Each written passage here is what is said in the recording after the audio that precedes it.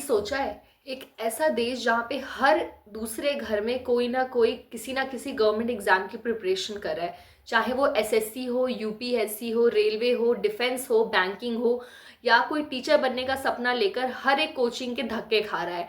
यहाँ पे library student से भरी हुई होती है, सुबह से शाम तक वो बच्चे पढ़ाई कर रहे होते हैं। हॉस्टल के कमरों में नोट्स बिखरे हुए होते हैं और सबके मन में सिर्फ और सिर्फ एक ही सवाल होता है, क्या इस बार मेरा सिलेक्शन होगा। सिर्फ एक एग्जाम की कहानी नहीं है, ये कंप्लीटली एक जनरेशन की कहानी है जो अपने गोल्डन ईयर्स को, अपने यूथ को, अपनी एनर्जी को एक कंप्लीट एग्जाम के लिए सैक्रिफाइस कर रहा है। अगर 10 लाख स्टूडेंट्स ने फॉर्म भरा और 5 लाख स्टूडेंट्स भी एग्जाम देने गए, उसमें से भी सिलेक्शन सिर्फ कुछ का ही होगा। जो पास होते हैं उनकी बात तो सब करते हैं, लेकिन उनका क्या जिन्होंने इतना हार्डवर्क करने के बाद भी, इतना पढ़ाई करने के बाद भी एग्जाम में वो पास नहीं हो पाए। जो सेलेक्ट नहीं होते उनके पास किसी तरह का कोई बैकअप प्लान नहीं होता, उनको समझ भी नहीं आता होगा कि आगे इन फ्यूचर अब मैं क्या करूँगा या करूँगी। लेकिन हर एक अटेम्प्ट के साथ एक साल और लगता है, एक बर्थडे और मनाया जाता है बिना सेलिब्रेशन के, एक साल और वो पर्टिकुलर एस्पिरेंट बिना जॉब के रहता है, और न जाने कितनी रातें बिना नींद के। यही ड्रीम अब एक ट्रैप बन चुका होता है और यही सपना अब एक लूप बन चुका होता है, जहां यूथ अपनी जिंदगी का टाइम लगाते जाते हैं और एग्जाम का नाम बदलता जाता है। एसएससी का रिजल्ट पेंडिंग है, यूपीएससी ट्राई कर लो। यूपीएससी नहीं हुआ तो स्टेट पीसीएस दे दो, स्टेट पीसीएस नहीं हुआ तो बैंकिंग दे दो, और अगर बैंकिंग नहीं हुआ तो वापस से एसएससी दे दो। इसी लूप में कब एक स्टूडेंट का टाइम और एनर्जी दोनों वेस्ट हो चुका होता है, उनको शायद पता भी नहीं लगता होगा। एक टाइम आता है जब स्टूडेंट्स पढ़ाई नहीं, सिर्फ सरवाइव कर रहे होते हैं। वो रिवीजन नहीं कर रहे होते, वो सिर्फ अपनी उम्मीद रिवाइज कर रहे होते हैं कि क्या पता उनका इस बार सिलेक्शन हो जाएगा। सबने उनको ये समझाया कि फेल होने के बाद भी खड़े रहना है, लेकिन किसी ने ये तो समझाया ही नहीं कि कब तक खड़े रहना है, कब तक उसी चीज के पीछे भागते रहना है। टाइम किसी के लिए भी सबसे ज़्यादा इम्पॉर्टेंट चीज़ होती है, लेकिन गवर्नमेंट एग्जाम की प्रिपरेशन करने वाले स्टूडेंट्स के लिए टाइम की वैल्यू सबसे ज़्यादा होती है, और उनका ये गवर्नमेंट एग्जाम्स कैसे टाइम खींच लेते हैं, कैसे टाइम छीन लेते हैं, उनको पता भी नहीं लगता। एक एस्पिरेंट अपनी ज़िंदगी के गोल्डन ईयर्स 20 से 30 के बीच का टाइम एक गवर्नमेंट एग्जाम में सेलेक्ट होने के लिए निकाल देते हैं। सुबह कोचिंग क्लासेस, फिर शाम में लाइब्रेरी, रात में मॉक टेस्ट, एंड इसके बाद भी जब रिजल्ट आता है तो कभी पेपर लीक हो चुके होते हैं, कभी गवर्नमेंट का कोई स्टे लग गया होता है, कई बार रिजल्ट डिले हो जाते हैं। सब सफ़र करने के बाद भी एक एस्पिरेंट सोचता है कि कोई बात नहीं, नेक्स्ट ईयर दे देंगे, लेकिन इस नेक्स्ट ईयर देने तक का एक साल जो पहले का होता है वो ऑलरेडी वेस्ट हो चुका होता है। सोचो, एक एस्पिरेंट जिसने 21 साल में कोई जॉब फॉर्म भरा, वो पास नहीं हुआ, आज वो 28 या 29 साल का हो गया और स्टिल उसका कोई सिलेक्शन नहीं हुआ। उसके ऊपर क्या मेंटल टॉर्चर होती होगी जो हम शायद इमेजिन भी नहीं कर सकते। वो अपने बाकी फ्रेंड्स को आगे ग्रो होते हुए देखता होगा, वो देखता होगा कि कैसे उनकी शादी हो रही है, और वो अभी भी वो एस्पिरेंट उसी लाइब्रेरी के कोने में बैठ के वही बुक पढ़ रहा है जो उसने 7 या 8 साल पहले खरीदी होगी। उस ऐसे एस्पिरेंट के लिए तो उनका टाइम ही रुक गया, उनका करियर फ्रीज हो गया, उनके पास किसी तरीका कोई बैकअप प्लान नहीं है। वो क्या करेगा अब?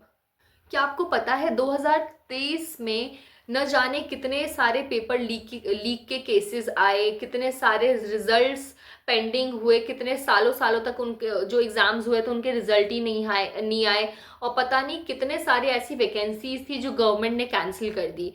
ये सिर्फ एक एग्जाम नहीं, एक साइकोलॉजिकल ट्रॉमा बन चुका है। हर फेलियर के साथ एक स्टूडेंट का सिर्फ सेल्फ बिलीव ही नहीं, एक कॉन्फिडेंस भी गिर जाता है। सोचो, जब एक स्टूडेंट 10 से 12 घंटे पढ़ाई कर रहा है, कंसिस्टेंसी के साथ पढ़ाई कर रहा है, अपनी हॉबीज़ को छोड़ चुका है, अपनी सोशल मीडिया लाइफ को सैक्रिफाइस कर चुका है, अपने बर्थडेज को सैक्रिफाइस कर चुका है, किसी पार्टी में नहीं जा रहा कि उसका सिलेक्शन हो जाएगा, फ्रेंड्स को ग्रो करते हुए देख रहा है, और जब लेकिन रिजल्ट आता है तो उस पर लिखा होता है नॉट क्वालिफाइड। बस 2 वर्ड्स, और उन 2 वर्ड्स के पीछे न जाने कितने साल की मेहनत होती होगी, कितनी ज़्यादा स्लीपलेस नाइट्स होती होगी, कितने ज़्यादा सैक्रिफाइसेस होते होंगे, और एक छोटी सी उम्मीद होगी कि मैं शायद इस बार पास हो जाऊंगा, और वो उम्मीद भी बुझ चुकी होगी। पेरेंट्स का सवाल कि बेटा कब तक सिलेक्शन होगा, फ्रेंड्स का स्टेटस कि got the job, feeling blessed, feeling blessed, and society का ताना कि बेटा अब तक पढ़ाई ही कर रहे हो, कुछ जॉब नहीं करते। एस्पिरेंट ये सब सुनकर भी स्माइल करता है, लेकिन वो अंदर से कंप्लीटली टूट चुका होता है। और ये सिर्फ एक्सपेक्टेशंस या सिर्फ प्रेशर की बात नहीं है, यहाँ पे एक्सपेक्टेशंस की भी बात आ जाती है जो पेरेंट्स को है कि उनका बच्चा कुछ गवर्नमेंट जॉब ले लेगा। बचपन से ही बच्चों को ये सिखाया जाता है कि बेटा अच्छे से पढ़ाई करो, इन फ्यूचर जाकर आपको सरकारी नौकरी मिल जाएगी। लेकिन कोई भी ये बात नहीं बताता कि अगर इनके सरकारी नौकरी नहीं मिली तो मैं क्या करूँगा। कुछ लोग अपना सपना छोड़ देते हैं, कुछ लोग कुछ और करने लग जाते हैं, और कुछ तो इतने ज़्यादा मेंटली टॉर्चर हो जाते हैं कि अपनी लाइफ ही सेक्रीफाइस कर देते हैं। ये सिर्फ एक एग्ज़ाम नहीं है, बल्कि एक तरीके का इमोशनल टॉर्चर है, एक इमोशनल वॉर है जो हर एक एस्पिरेंट फेस करता है, जहाँ हर फेलियर एक हार्ट ब्रेक जैसा लगता है।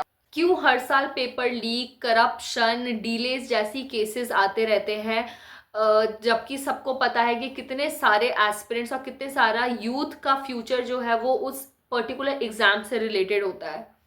2022 से 2024 के बीच में डजन्स ऑफ गवर्नमेंट एग्जाम्स में ये सारी चीज़ें देखने को मिली कि पेपर लीक हो गया, रिजल्ट डिले हो गए, या फिर करप्शन जैसे केसेस देखने को मिले। लेकिन इन सब में सबसे ज़्यादा जो नुकसान हुआ वो किसका हुआ? एक एस्पिरेंट का हुआ जिसने कोचिंग की फ़ीस दी, उसकी EMI चुकाई, अपने हॉस्टल की फ़ीस दी। अब जो लोग बाहर की स्टेट से आके दिल्ली में प्रिपरेशन कर रहे हैं उनका जो एक्स्ट्रा खर्च हुआ, ये सारी चीज़ें कोई भी नोटिस नहीं करता। क्या कभी किसी ने भी ये पूछा कि जिसकी वजह से, जिन ऑफिसर्स की वजह से पेपर लीक हुआ, उन पे एक्चुअली में एक्शन लिया भी गया कि नहीं लिया गया, उनका एक्चुअली में हुआ भी क्या? और सब कुछ टाइम बाद भूल जाते हैं। कोई भी ये नहीं पूछता कि जिन स्टूडेंट्स का साल वेस्ट हुआ पेपर लीक की वजह से, या एग्जाम डिले होने की वजह से, या फिर किसी भी तरीके की पोस्टपोनमेंट की वजह से, उन्हें किसी तरीके का कॉम्पनसेशन दिया गया या नहीं दिया गया। आज भी रिक्रूटमेंट एजेंसीज आउटडेटेड टेक्नोलॉजी पे वर्क कर रही है, एग्जाम प्रोसेस मैनुअल तरीके से करवाए जाते हैं, और करप्शन अंदर तक घुस चुका है। Transparency and accountability completely zero है। ह्यूमन कॉस्ट को कंप्लीटली इग्नोर किया जा रहा है। गवर्नमेंट एग्जाम्स उनके लिए ही बने थे जो एक्चुअली में गवर्नमेंट में आके गवर्नमेंट की हेल्प करना चाहते हैं, उनको सोसाइटी के वेलफेयर के लिए कुछ काम करना चाहते हैं। और यही गवर्नमेंट एग्जाम्स अब एस्पिरेंट को कंप्लीटली होपलेस कर चुके हैं। अब वो देश के लिए वर्क करना चाहते हैं, लेकिन वो सिर्फ इसे एक मजबूरी समझ रहे हैं, जो कि ये पहले ड्यूटी समझा करते थे। हर अंधेरा अपने साथ एक रोशनी साथ में लेकर आता है। वो सिस्टम आउटडेटेड हो चुका है, लेकिन आपका टैलेंट नहीं। आजकल दुनिया में बहुत सारी चीज़ें आ गई हैं, जैसे कि फ्रीलांसिंग है, डिजिटल मार्केटिंग है, AI है, स्टार्टअप्स है, एंटरप्रेन्योरशिप है। ये सब नए डोर्स है। अगर एक डोर बंद हुआ तो हमारे पास 10 नए रास्ते खुल जाते हैं, और हम वहाँ पे अपना करियर बहुत आराम से बना सकते हैं। बस ज़रूरत है तो हमें नज़र उठाकर देखने की ज़रूरत है। अपने सेल्फ वर्थ को एक एग्ज़ाम के रिजल्ट से मत जोड़ो। आप सबको अपनी कहानी खुद लिखनी है। अगर आप इस वीडियो को यहाँ तक देख रहे हो तो ज़रूर आप भी किसी रेस का हिस्सा हो गए, या आप ऐसे एस्पिरेंट को जानते होंगे जो इन सारी चीज़ों के साथ सरवाइव कर रहा होगा या कर रही होगी। आपसे बस ये कहना चाहती हूँ कि कहीं पर भी फेल होना गलती नहीं है, लेकिन खुद पर भरोसा छोड़ देना ये सबसे बड़ी हार होती है जीवन की। एक एग्जाम में फेल होते हो तो जिंदगी आपको 10 और नए मौके देती है, जहाँ पर आप एक अपना वेल सेटल्ड करियर बना सकते हो। दुनिया को दिखा दो कि ये सिर्फ रिजल्ट के लिए नहीं बने हैं, एक इम्पैक्ट क्रिएट करने के लिए बने हैं सोसाइटी में। अगर आपको ये वीडियो पसंद आई हो तो kindly like it, and please subscribe to my channel, and always have a faith on yourself, and you are much stronger than you think. Thank you.